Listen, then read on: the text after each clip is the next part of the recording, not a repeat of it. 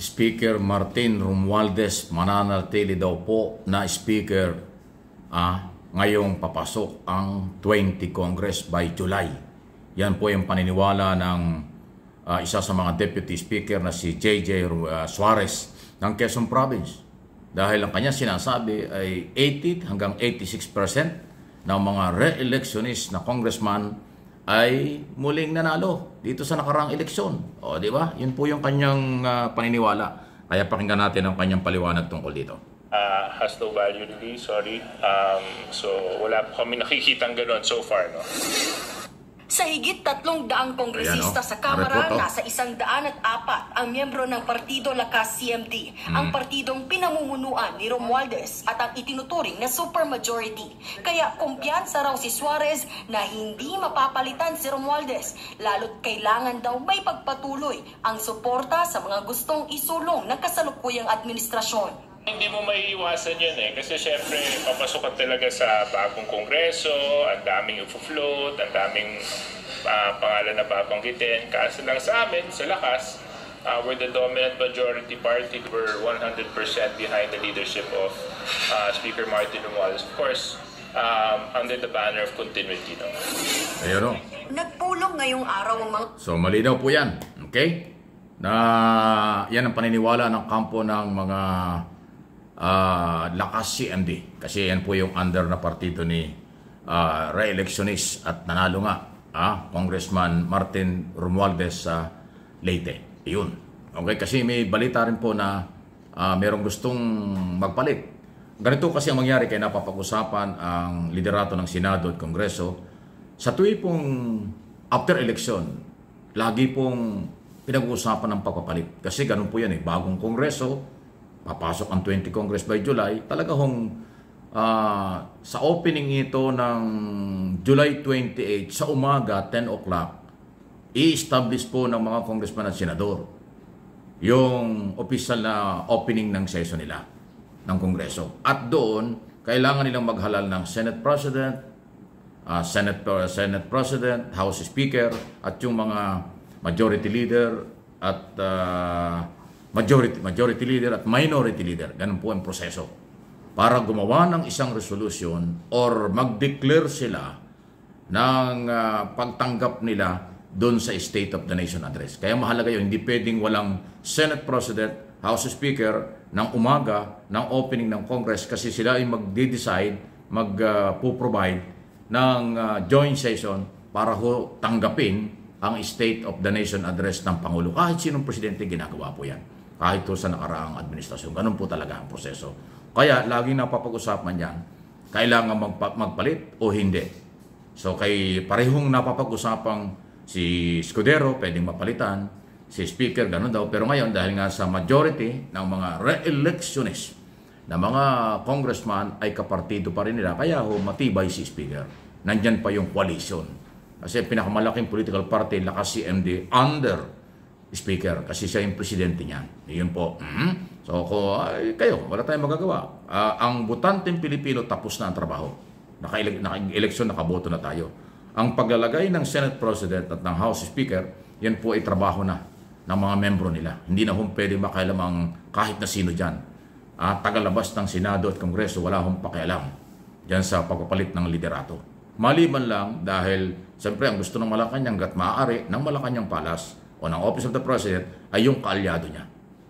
Kaya si Speaker, malaki ang bentahe na hindi yan matanggal at mananatiling Speaker of the House. Kasi first kasi na at mayroong liderato pa sa Kongreso. Si Escudero medyo iba. Kasi si Escudero parang pinag-uusapang may mga pagkukulang at saka ngayon nga ay majority ng mga senador ay kaalyado coalition under President Marcos. Kaya mayroong ibang issue sa Senado.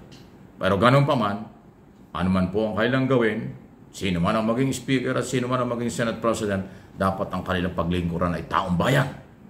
At ang gobyerno, especially ang mga panukalang batas na mahalagang talakayin ng ating mga bagong elected, new congressman, senador, at yung mga dati. Ayun po yun. Ano yung masasabi dyan? Sige lang po.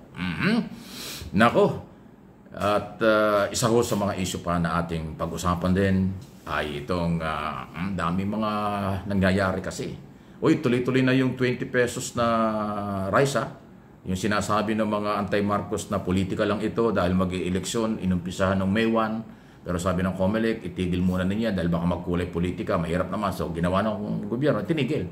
Pagkatapos ng eleksyon, May 13, nagsimula na at tuloy-tuloy. Ang good news dito, pipilitin daw po ng Department of Agriculture at ng pamahalaan na hanggang December, merong 20 pesos na kilo ng rice. Ayan. Kaya nakita nyo, mula nang mag-resume, after eleksyon ng murang bigas na ito, wala nang bumabanat na sinisiraan ng personal at panlalait ng matindi. Hindi katulad nung May 1 na simulan ito at bago simulan ng May 1, kagad-agad nagpalabas ng mga fake na kulay ng bigas, masamang bigas. Sinabi pa nga ni Sara Duterte, hindi daw pagkain ng tao, pagkain daw ng hayop yan. Ganon silang katindi. Kagad-agad paninira. Sila pala yung namumulitika, ang gobyerno, hindi. O ngayon tapos ng eleksyon, itinuloy na yung bigas. Aba, wala na bumabanat. Wala na nagsasabing, pagkain ng hayop yan, hindi pagkain ng tao. O nakita nyo, sino namulitika? Yung gobyerno o yung mga Duterte camp? Ako, nakita naman yun. Ngayon ba, may nakita kayong bumabanat tungkol sa 20 pesos na bigas? Wala na. O, di ba? Kasi tapos na eleksyon. Kaya dapat tuloy-tuloy. At yan na nga ang magandang balita. Binabalita ko sa inyo. Hanggang December, pipilitin, nakausap ko lang kahapon sa telebisyon, o kamakalawa si Larry Lacson, Administrator ng National Food Authority. Hindi lang sa Visayas Region. Dito sa Metro Manila at ilang parte ng Luzon, tuloy-tuloy na po yan. Ngayon, ito po yung pinakamagandang announcement balita. Kung doon sa inyong mga lugar, saan mga lugar, kayo mga Pilipino, tayo mga Pilipino, na walang murang bigas, ang mayroong problema dyan ay yung inyong mayor at governor. Kasi dyan po magsisimula ang pagbebenta, diskarte ng mayor na tutulungan ng national government kung paano paabutin, ibaba sa halagang 20 pesos ang bigas. Yun po yun.